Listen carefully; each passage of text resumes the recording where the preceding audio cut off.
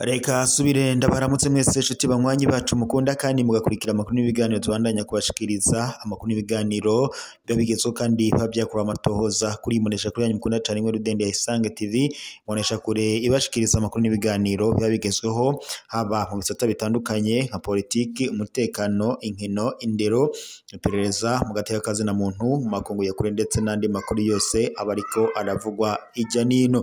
Ndabahaye mwiriwe abandi ndabahaye mwaramutse bivanye naho muherereye. Iri ni iteka n'umunezero ntangire byo gusubira kubana namwe banywanyi bacu mukunda kandi mugakurikira amakuru n'ibiganiro tubashikiriza kuri no munesha kuri yanyu mukunda cyane ngero Rudende ya Isange TV ndonesha kuri bashikiriza amakuru n'ibiganiro bagezweho kandi bavyakorewe amatohoza. Reka rero mbahe kaze mu makuru yacu, amakuru araza gushimikira ku ngingo nkuru zikurikira, aho umuryango w'umukuru w'igihugu cy'u Burundi Evariste Ndayishimiye waraye wungutse uwundi muryango kuko umwana wabo Orwin Ndayishimiye yaraye arushinze biciye mu mategeko mu birori vyari byitabiriwe n'abanyacubahiro batandukanye harimo n'umukuru w'igihugu ndetse n'umutamukanyi wiwe Angeline Ndayishimiye nkuko amakuru duhabwa n'amasoko yacu abishikiriza. Uyu rero akaba yongeye nawe kwagura umuryango w'umukuru w'igihugu cy'u Burundi, bikaba rero ari ibirori vyitabiriwe n'umukuru w'igihugu cy'u Burundi Evariste Ndayishimiye ndetse n'umutambukanyi wiwe Angeline Ndayishimiye, aho biboneka ko bari banezerewe n'urugo rw'umwana wabo, aho rero bavuga ko bongeye kunguka umuryango. Evariste Ndayishimiye vyagaragaraga ko yari anezerewe cyane ndetse n'umutambukanyi wiwe muri ibi birori by'umwana wabo nyene Orwin Ndayishimiye, nawe nyene yaba amaze gutera intambwe cyangwa se nawe yamaze gushinga urwiwe binyuze mu mategeko nk'uko amakuru n'ubundi abitomora. Naho tunyarukiye mu ntara ya Rumonge hatowe ikiziga ku nkengero z'ikiyaga Tanganyika mu Gitaza. Ikiziga c'umuntu caratowe mu gitondo cyo kuri uyu w'Imana hafi isaha 12:15 zo mu gitondo ku nkengero z'ikiyaga Tanganyika mu Gitaza muri komine Muhuta mu ntara ya Rumonge iri mu manuko ushira uburengero bw'u Burundi. Uwatowe ikiziga yaramenyekanye ko yitwa Remy Ntiruvahirya w'imyaka 35, waturuka ku gacimbiri Kirombwe umutumba Gitaza muri iyo ntara ya Rumonge nyene. Yitwa Remy Ntiruvahirya ngo yoba yabonywe ubwa nyuma ku munsi wa gatandatu ku mugoroba ku nkengero y'ikiyaga Tanganyika, ubwo babibonye benshi. Abo babibonye kandi bavuga ko wabonetse kuri ico ku cyumweru mu gatondo ahagana isaha 6:30 ku nkengero z'ikiyaga Tanganyika mu micungararo y'ahitwa Gitaza komine Muhuta y'intara ya Rumonge iri mu burengero bw'u Burundi. Uwapfuye yamenyekanye ko yitwa Remy Ntiruvahirya w'imyaka 35. Umugabo kandi yaturuka ku gacimbiri Kirombwe ku mutumba Gitaza muri iyo ntara ya Rumonge nyene, akaba yitwa Remy Ntiruvahirya yaheruka kuboneka ku mugoroba w'umunsi wa gatandatu ku nkengero z'ikiyaga Tanganyika nk'uko bivugwa n'ababibonye. Abo bemeza kandi ko ikiziga cariko ibimenyetso vyerekana ko atapfuye urw'akarago, ahubwo biboneka ko yoba yarishwe. Gushika ubu uburyo yapfuyemwo ntiburamenyekana, gusa isoko mu gipolisi rivuga ko uwo yatowe ikiziga ngo yoba yari agwaye indwara zo mu mutwe, ariko ayo makuru ntaremezwa neza n'umuryango wiwe. Indongozi mu ntwaro ziherekejwe n'abo mu muryango w'uwo muhisi baramupfubye ku muhingamo, ariko amatohoza yaratanguye mu ntumbero yo gutora umuco ku byatumye urwo rupfu rwa Remy Ntiruvahirya rwibonekeza. Naho tunyarukiye mu yandi makuru kubiriko biravugwa mu nkambi ya Ndutsa iri muri Tanzania, nuko babiri mu mpunzi z'abarundi zaraye zipfuye bahitanwe n'isanganya ryo mwibarabara. Imiryango yabo baraye bapfuye ikabisaba ishumbusho. Kwa kabiri ruheshi uyu mwaka isanganya riteye ubwoba ryarabaye kuri uwo wa mbere mu ikambi y'impunzi ya Nduta iri mu karere ka Kibondo mu buraruko bushira uburengero bwa Tanzania. Ikamyo y'ishirahamwe ry'abashinwa bubaka amabarabara yaragonze umugwi w'abarundi yica abantu babiri inakomeretsa abandi benshi cane. Iryo sanganya ryabereye mw'ibarabara rica mw'ikambi hagati y'amazone ya 4 ndetse na 6. Ubwo babibonye umushoferi ngo yarananiwe no guhagarika iyo modokari ica yinjira mu bantu. Umudereva ntiyari agishobora guhagarika iyo kamyo, yaciye agonga impunzi adashobora guhagarara, niko vyiganwa n'uwabibonye akibabaye. Ibitigiri vy'imfatakibanza ni impunzi z'abarundi 2 zapfuye ubwo nyene, abandi benshi bakomeretse cane. Abasinzikaye baciye bajanwa mu bitaro by'akarere ka Kibondo kiri kugira ngo bakurikiranwe bavurwe. Kubw'amatohoza ya mbere yakozwe n'igipolisi ca Tanzania, ngiryo sanganya ryoba ryatumwe n'amafire yacitse. Iryo shirahamwe ry'abashinwa rijejwe gusanura ibarabara rihuza Kasulu ndetse na Kibondo werekeza ku mupaka w'u Burundi na Tanzania ryamenyesheje ko rizofasha mu kuvura abakomeretse ndetse no mu gufuba abapfuye muri iryo sanganya.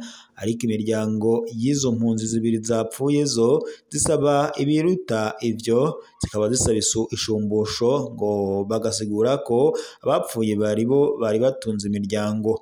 Bavuga ko aribo bantu batari abantu 2 bapfuye gusa, ahubwo ngo bari baserugo kandi aribo bari batunze imiryango yabo, bityo bakaba basaba ishumbusho nk'uko babitomoye. Ababa mw'ikambi ya Nduta iharurwamo impunzi z'abarundi zirenga 58 ziriyamiriza ko ico gikorwa kiguma cisubiriza, bavuga ko atari irya mbere iryo barabara rihitana abantu, ngo buri kwezi bama babura abantu muri iyo kambi rimwe impunzi nyinshi. Ibi bikaba bivugwa n'umwe muri abo ngabo. Impunzi zisaba indongozi za Tanzania hamwe ndetse n'abafasha mu iterambere kubaka udusozi tugabanya umuvuduko kuri iryo barabara, gutyo ngo hirindwe ayandi masanganya ashobora kuba.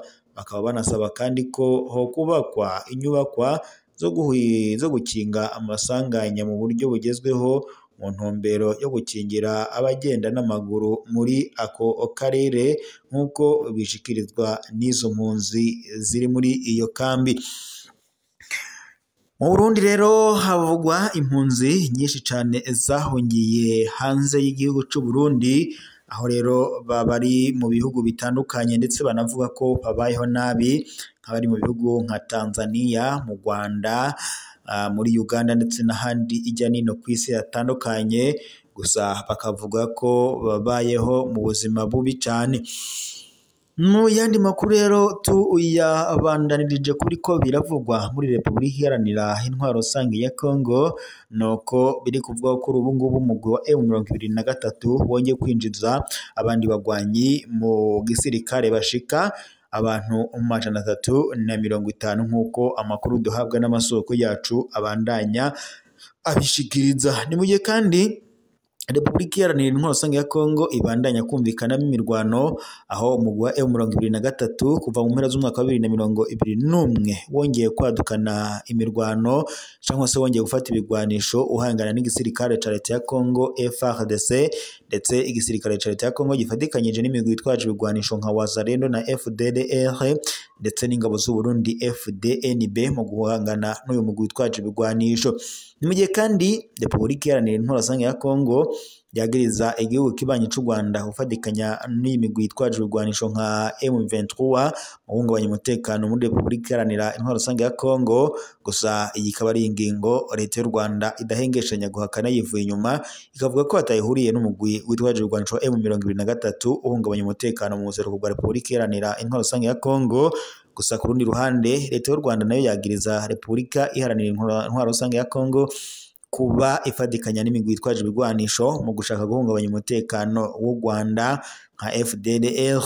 Ni mu gihe kandi mu kwezi guheze kwa Ruheshi leta y'u Rwanda ndetse na leta ya Congo byasinyanye amasezerano y'amahoro, aho rero ayo masezerano yasinyiwe muri leta zunze ubumwe za Amerika ahagarariwe na perezida wa leta zunze ubumwe za Amerika Donald Trump, aho rero ibihugu vyompi byari byohereje abashikiranganji b'imigenderanire ndetse n'amakungu, w'u Rwanda ariwe Olivier Nduhungirehe ndetse n'uwa Repubulika Iharanira Intwaro Rusange ya Congo Therese Kayikwamba Wagner. Aba bose bakaba bari bahuriye muri Repubulika Iharanira Intwaro Rusange ya Congo ngo bamurantunga muri leta zunze ubumwe za Amerika kugira ngo babashe gusinyana aya masezerano y'amahoro, ndetse benemeranijwe ko umugwi wa M23 ushobora kuzosubizwa mu ngabo za leta ya Congo FARDC, hama rero umugwi wa FDLR nawo ugaca urandurwa muri Repubulika Iharanira Intwaro Rusange ya Congo. Mu gihe umugwi wa M23 wo wasohoye itangazo uvuga ko ngo ayo masezerano yasinywe ari aya leta ya Congo ndetse n'igihugu kibanyi cy'u Rwanda, ngo atari amasezerano ya M23 ndetse na Repubulika Iharanira Intwaro Rusange ya Congo, bityo rero Congo bishobora kutazabuza imigwano kubandanya nk'uko byatomowe na zimwe mu ndongozi z'umugwi wa M23. Mu gihe kandi hariko haraba n'ibindi biganiro muri Katari, aho rero M23 iriko iraganira n'igihugu ca Congo, aho ivyo biganiro biriko birabera muri Katari. Kuri rero tukaba twiteze ibizova muri ivyo biganiro ku mpande zompi, nimba amahoro ashobora kugaruka mu buseruko bwa Repubulika Iharanira Intwaro Rusange ya Congo. Kuri ubu abanyagihugu ba leta ya Congo batari bakeyi baramaze guhungira mu bihugu bitandukanye nk'u Rwanda ndetse n'u Burundi, gusa aho abari mu gihugu cy'u Burundi bavuga ko babayeho mu buzima bubi cane bivanye no kubura ipfungurwa ndetse n'ibindi byankenerwa. Reka rero mbashimire mwese mwari kumwe natwe mu makuru twego tubashikiriza aya kanya, tubaye tuyasozerere ngaha, turaza gusubira mu makuru araza kubagizwe ko. Gusa mwibutse gufyonda suivre, partager, s'abonner kugira ngo mu gihe tuba dushyize ko amakuru kuri imbonesha kure mujye muca muyabona umwanya n'umwanya. Reka shimire rero mwese mwadukurikiraga muri mu micungararo igize ikigo cyacu cy'u Burundi, abadukurikiraga bari mu bihugu bibanyi ndetse n'abari bari mu makungu ya kure, mwese ndabashimiye kuba mwari kumwe natwe mu makuru twari turabashikiriza. Twakibagira kandi abadukurikiraga bari mu bihugu vya Buraya, leta zunze ubumwe za Amerika n'ahandi hirya n'ino hatandukanye, mwese ndabashimiye kuba mwari kumwe natwe. Iri rero ryari iteka n'umunezero ntangere byo kuba twari kumwe namwe banywanyi bacu mukunda kandi mugakurikira amakuru n'ibiganiro tubandanya kubashikiriza, amakuru n'ibiganiro bibagezweho kandi biba byakorewe amatohoza. Reka roshimire mwese mwari kumwe natwe mu makuru yacu, turaza gusubira mu makuru agezweho.